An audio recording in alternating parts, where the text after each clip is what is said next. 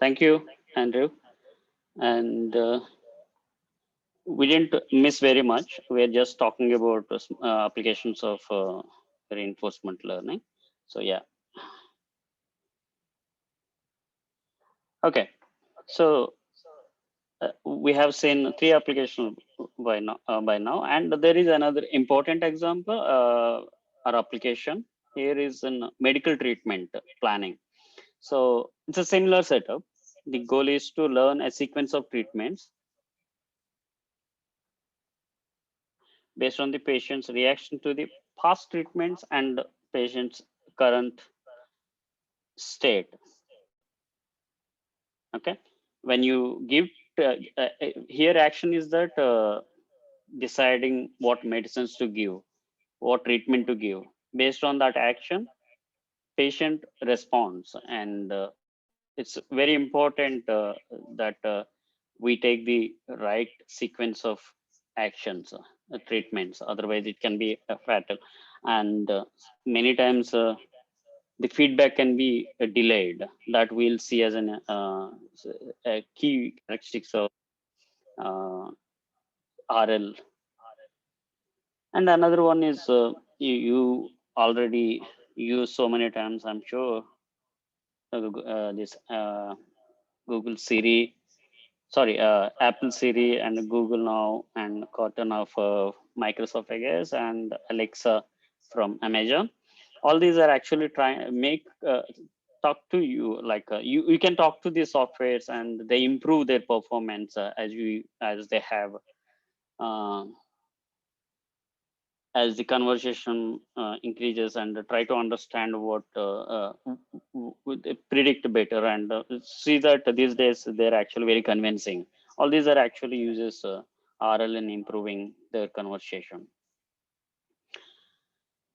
All right, these are some of the examples, and you can think more about it, and you can read about them in more details in many popular articles.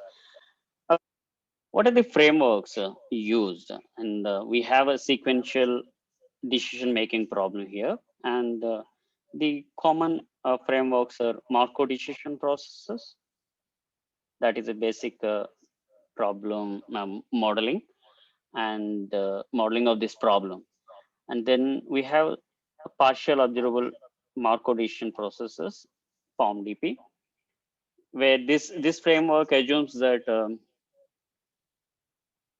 in the Markov decision process, the first case, you assume that you know how what is the transition probabilities in the system. Okay, how system what according to what probability distribution system actually translates to a new state. You know it that transition probability exactly. If you know that, then the analysis also like when state transits, you get to see uh, which state which is a new state. So you know exactly what state you are in. Also, you know what is the underlying transition probability. Then you call that framework is Markov decision process. In the partial observable Markov decision process, you know what is the transition probabilities are, but you're not given complete information about the state you are in. Think about you're flying a drone, but that drone you're not able to look completely. It's a drone is somewhere else, and there is a camera attached to it, and it can give you information about what is visible from that camera. So you don't get to see everything around that drone. So that's a lack of information about the state of the system. The such problems are handled under framework called POMDP. And then reinforcement learning. Here we are again assuming that we know exactly everything about the state, but we don't know what are the transition probabilities. That's what we focus in these three lectures, and we don't talk about POMDP. That's a different topic. But we talk about Markov decision processes and reinforcement learning. All right. Just for a record, this same concept, the same problem was handled different ways, like has studied in different areas. In engineering, it's called optimal control theory, and in operational research, the similar problems or similar problem statements are addressed under the framework called dynamic programming. And in neuroscience, it's called reward system. That's how actually humans behave. And the idea is that rewards provide a positive reinforcement for an action. That's a motivation behind this. And this actually comes from this reward system in neuroscience. Uh, how do you actually feel happy or feel sad about some experience? This is based on currency that is used as a reward or taking a regret, which is called dopamine, which is a chemical in brain. That is a currency used to understand, make us understand, like, what is good for us, what is not good for. If you eat good food, a dopamine level increases, and you feel rewarded. And if you eat bad food, obviously dopamine level goes down, and that's why you feel um, you regret eating that food. And so this is it's a big topic in neuroscience, and that area is called the reward systems. And then in psychology, you have operant conditioning. Let's go have a good look, but we don't need to go through all these things. uh, the key point is that is the same framework is actually studied in different areas, and that's why they become very important in all these applications. Is there anything you guys want to add, or with examples or something? If someone has something to say, I'll be happy to hear.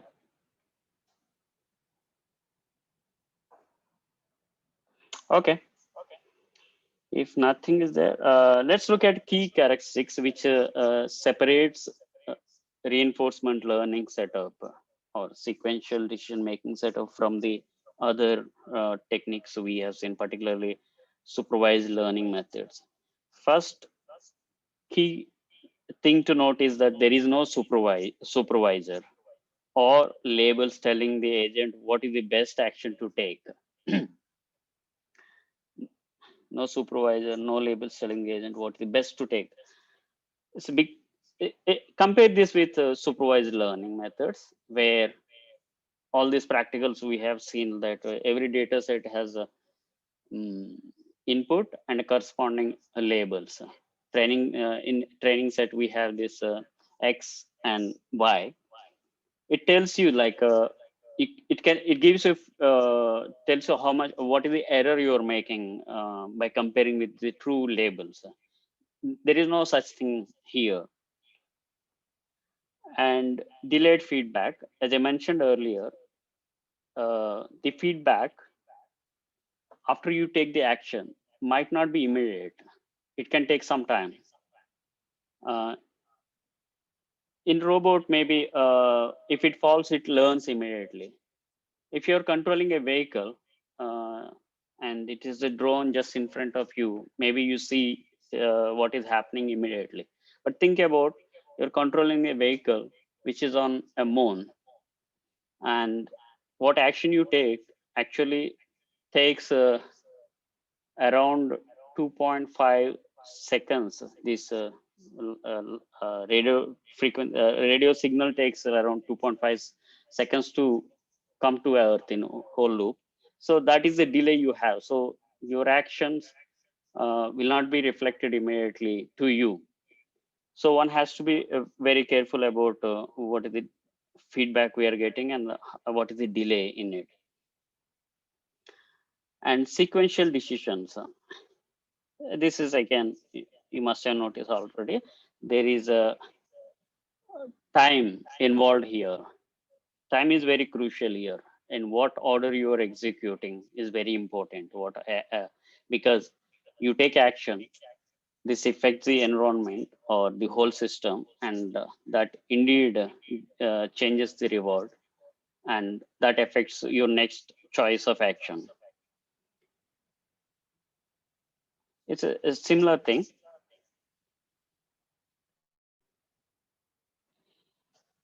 The feedback the agent gets back is, in fact, a function of agent's previous actions. So you can't say that I just look next step and I improve the reward for the next step and I should be okay. You might actually get a good reward now, but later it can affect. So what you do now will actually affect. Think about a robot trying to move from point A to point B, and if it quickly moves aggressively, it might actually come closer to B to an extent. That seems like a good choice. But if you continue to do, might not work. You might actually, that robot might actually slip and fall, and that can result in a failure. So the aggressive moves may not be a necessarily good thing, even though it's bringing closer to the destination. All right. That is a brief introduction about applications and characteristics of this RL um, framework.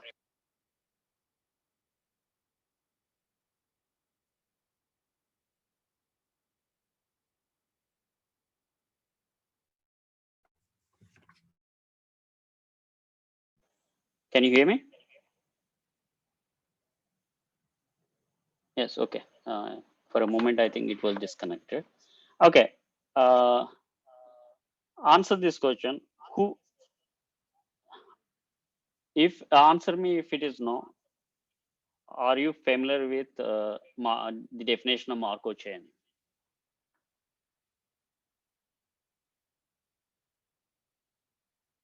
Answer me if your answer is no, because even if there is one, we will go through the details. Anyone not familiar with the Marco chain definition? Okay, it seems everyone is familiar with it. That essentially Marco chain is you imagine a time index random objects.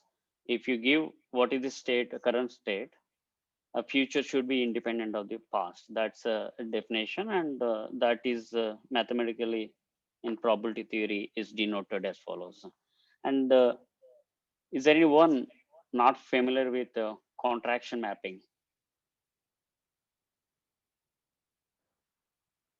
Does everyone know contraction mapping?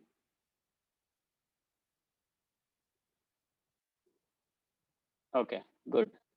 Let's look into this.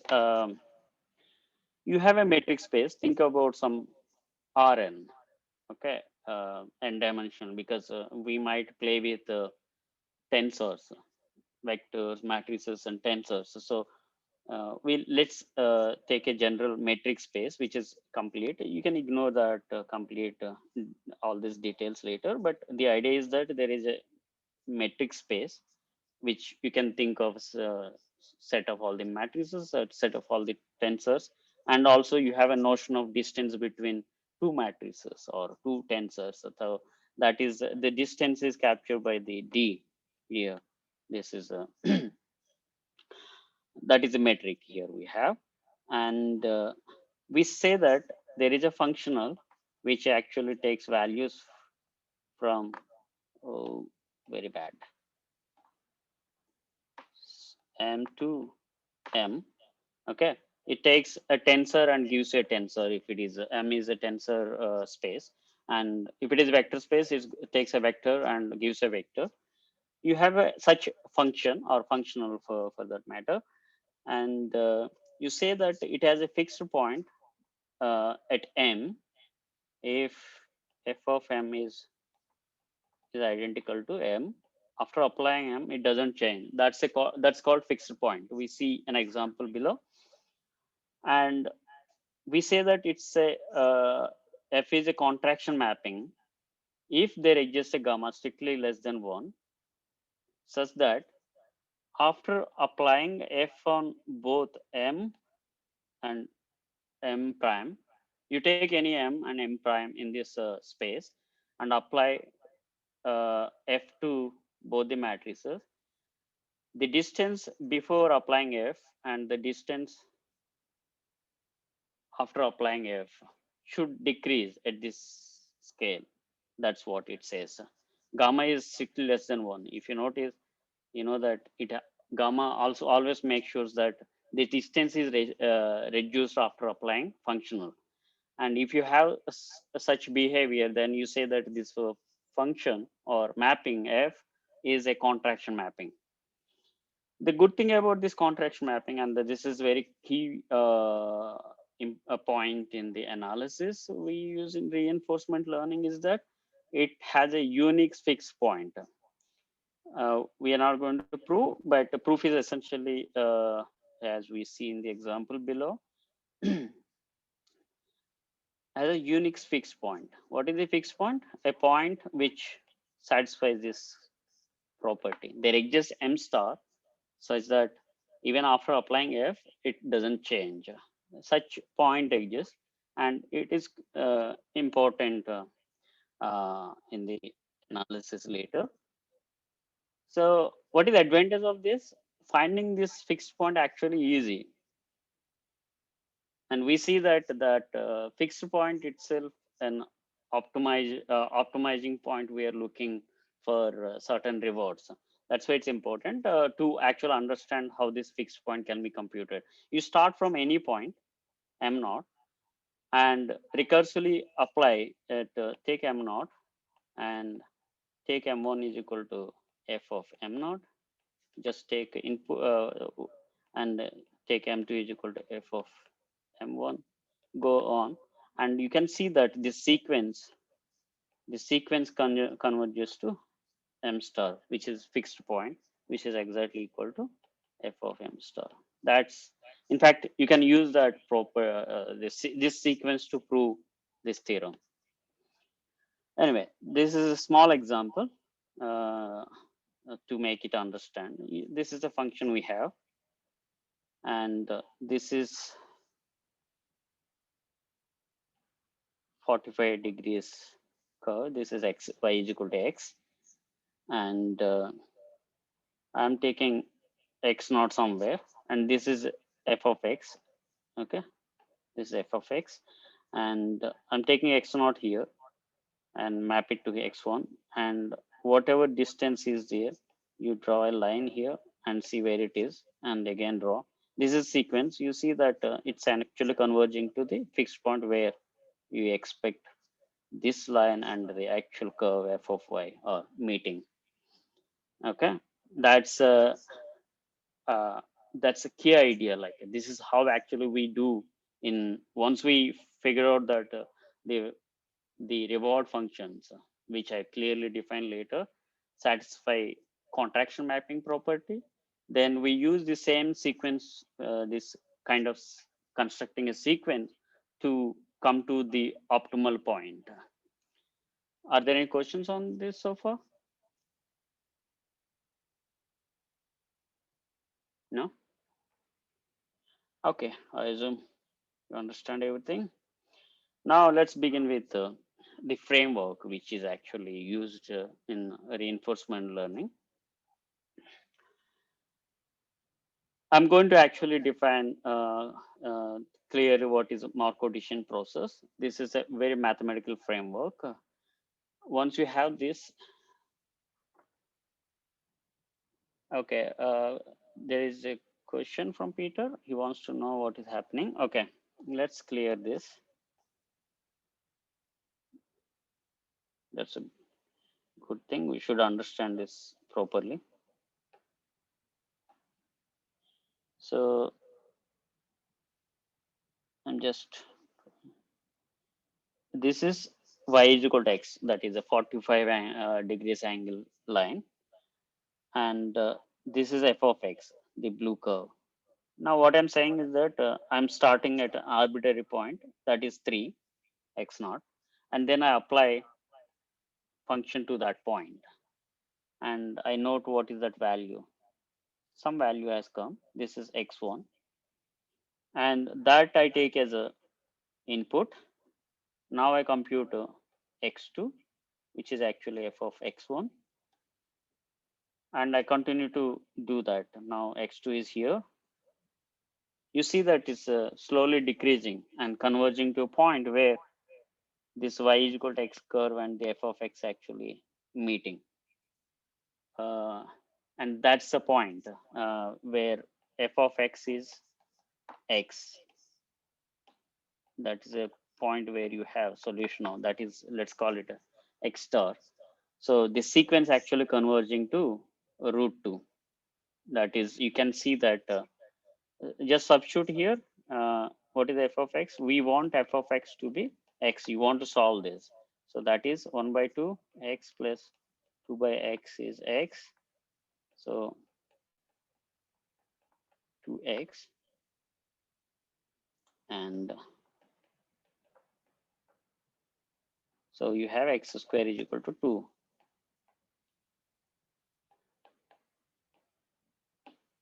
plus or minus, but we are interested in positive side, so we are take care of this. Uh, Peter, what does that mean? So the mapping itself is just a function on a shift of the axis. Um I'm not sure what exactly you mean by shifting axes. You're shifting the points, like you get input and you take that and feed it to the input. You continuously keep doing that.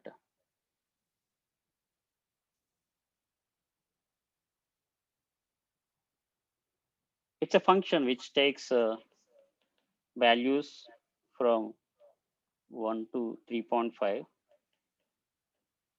and gives values maybe 1 to 3.5 only.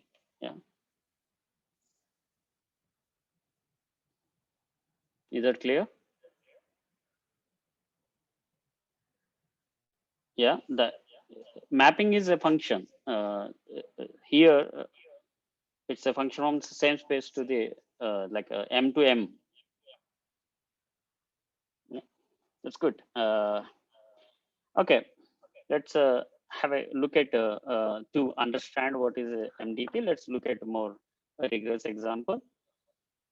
So you have a student, and you can you are somehow managed to give some kind of engagement level grading, and student can be in one of these grade engagement levels.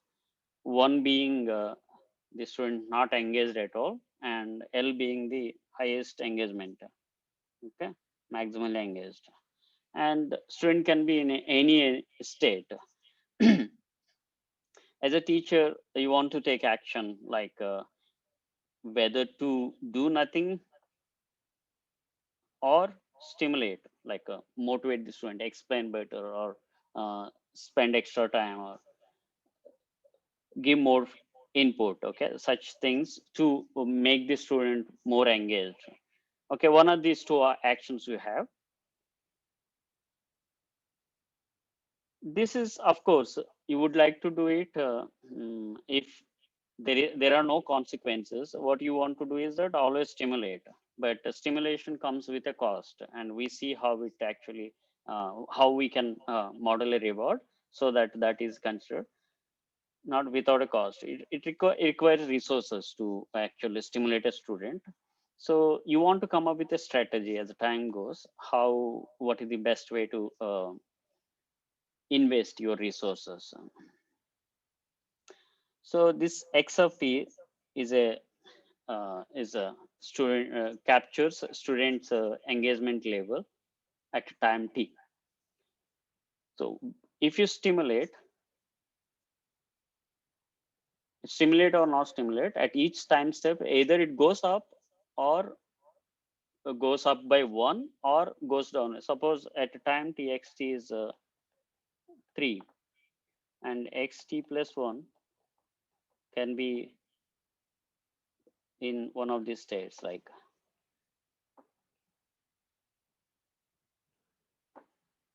2 or 4. Okay, until unless this so I'm assuming that as an L as in 1. What happens if it is a 1? Either it stays at 1 or goes up if you stimulate, or at L, it stays at L or goes down. Okay. So this is the setup we have, and we want to actually ask like what is the best strategy in investing uh, your resources. Let's consider reward function. That's very essential. How actually each it will be rewarded. Assume that this is reward. X is a time. This is the engagement level of the student and your action. Either it's a 0 or 1. If you're doing nothing, it's 0. And if you're doing simulating, you're putting some resources. So you can see that if it is 1, when kappa is positive, RFT actually smaller compared with you do nothing.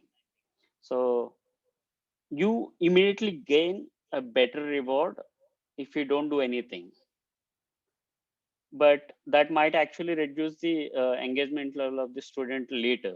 So that can give you less rewards later. So it's not all a good strategy just focus on one step. That's this is an interesting reward function that actually captures this notion very well. And we want to optimize this particular expected discount reward, it's called. RT is reward at a time t, which is a random quantity, and you are discounting it with a gamma parameter. What it says that uh, the immediate rewards have more important compared with the rewards later. So this is popular, and you can actually remove gamma and can have infinite, but they can have difficulty like the summation might not be finite on expectation also. uh, or sometimes you ask like maybe I just want to focus on finite number of steps. That can be also a problem because you don't really know when you are stopping in many applications. It can be like a random number of step points, so you don't know in advance what is the maximum number of steps you're going to take. And so summation we will even though analysis cannot be extended for all this finite origin case and without discount factor, we will focus on this expected discounted reward case. And if you're interested, you can check out about other cases as well, but this is a popular one. This is what is like the agent or the teacher wants to minimize this quantity. Oh, sorry, maximize this quantity, the expected discounted reward on infinite origin. Now, question is that what is the policy? Policy is a strategy essentially. What is the strategy the agent has to decide? That means what action has to take at each time point so that ultimately this reward is higher for this student we are dealing with. Control policies can be two kind. One is open loop, that is your decisions are independent of what is happening. You fix like a control policy in advance and you play with it, and it might not be optimal. And Yeah. So more interesting is when you have closure loop. That means or feedback control. The you consider the feedback you're observing from the um, system and use that to decide what action you want to take. Think about the flying a drone. Okay, you can't decide that I will actually make these moves irrespective of what is the drone doing. That's not a good strategy. That so open loop is not a good option even in medical treatment. So we focus on closed loop, and that's where stuff is interesting. And so, for example, consider this: when you know that the underlying system follows this particular transition probability, if you take action 0, that is doing nothing for this student, and if you're taking action 1, this is the transition matrix. It goes. So what if you're at time t. So you have states, L states are there, 1, 2, up to L. What it says that if you take action, the system transits from one state to another state according to this. So because it's a finite state space, we can represent using arrows and a graph.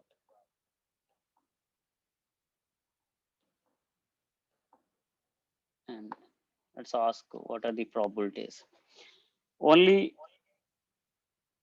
extreme points 1 and L have a probability self loop, others do not when action is 0. Half, and this goes off, and this is half. This is half. Again, you come back with half. All these are half probability. Okay. What happens when action is 1? How system transits? Let's draw once again. Again, we have loops only at extreme points, extreme states.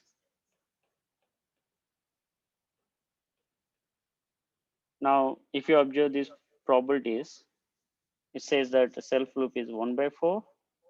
This is corresponding to state 1. And going to 2 is 3 by 4. And coming from 2 to 1 is 1 by 4. And on top, all these are 3 by 4. And a loop is again it's 3 by 4. What it says that if you do something to stimulate the interest in the student, there is a high chance student will have engagement, higher engagement level. So if you're at 1, if you stimulate, there is a 3 by 4 chance that it student will reach the next engagement level. If you're at 2, if you take action being 0, then you actually come back with a probability. So this is the idea, and a system transiting uh, like that. Now the question is that what is the policy we make at each step? What is the action so that the reward is higher? And that is a simple example to motivate you. And yeah, I think we are we have is that okay? We'll take 5 more minutes because we started a little bit late. Yeah. Okay. Let's look at a formal framework. That's example. That's precisely the same thing we are going to define, but in more rigorous way. You have an agent and continuously interacting with the environment by taking actions. Uh, so agent takes an action. It influences the environment, and the whole system changes its state from st to st plus 1 for before and while changing the state it gives a reward also, okay, to agent and an observation wt. So here I'm introducing something called observation. You can think that wt in fact is the state of the system. That's what you observe. If that is the case, we say we are in mdp case. Okay, this is for mdp. If you do not have complete state observation, then you say POMDP. We are not going to look at it. So I just defined this for to be precise. But essentially, later on, what we consider is this one, where you have complete observation about this system uh, state. You know clearly what is happening around you. And this is an average reward. Earlier, we have seen a reward can be random. We continue to assume that. In Markov decision process, of course, it has to satisfy Markov a property. And the Markov property here is essentially, if you know your observation and action, all the actions and all the observations so far, the future is independent of the past. It's all considered as what is your observation currently and what is your action taken at that time. And that's what captured by this. This is a Markov property for observations. You can just think of further in our definition that it's same as s t plus 1 given s0 a0 up to s t a t is same as probability of state of the system given s t a t. That's what we are saying. So W2 becomes ST for our case. And similarly, we need to have this Markov property on reward as well, which says that same thing, like reward just given current observation or state of the system and the action taken, the reward is independent of the past. Okay, as I said, we are interested in fully observable case. That is, whatever observation you make is identical to the state of the system. Now, what is the Markov decision process in this framework? It's actually has a few components. It can be written as a phi tuple, where S is state space of the system. What is, can someone tell me what is the state space for the example we studied earlier? Student engagement case. What could be the S? Anyone?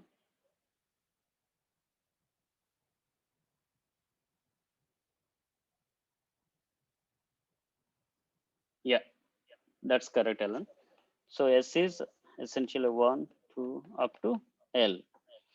And then we have action space. Can you quickly tell me what is the action space?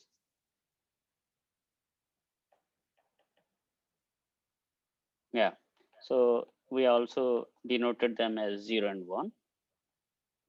Then transition probabilities. We have transition probabilities T, S, A, and S prime.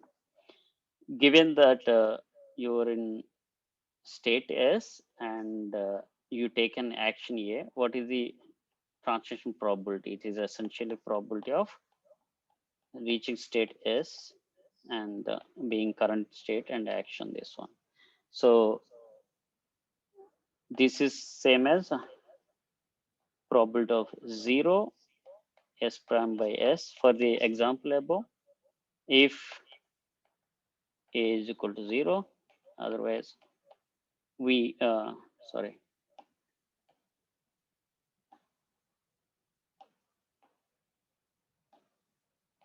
P of 1, okay, if A is equal to 1. So you remember P0 and P1 matrices we have defined here, okay? That's easy. So we need transition probabilities and then reward.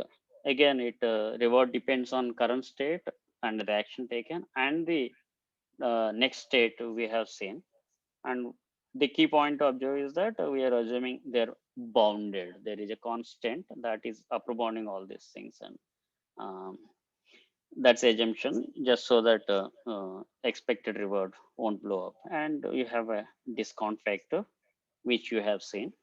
And this is, of course, less than 1.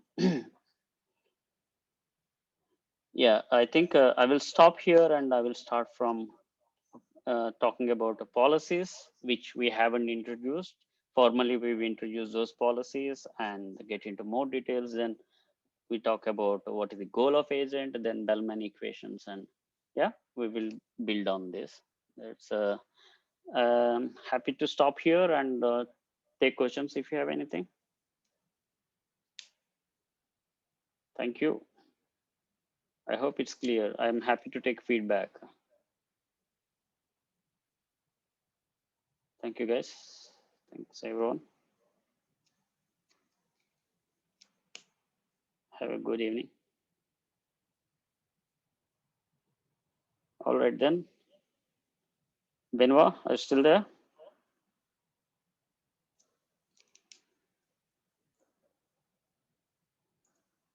See you guys.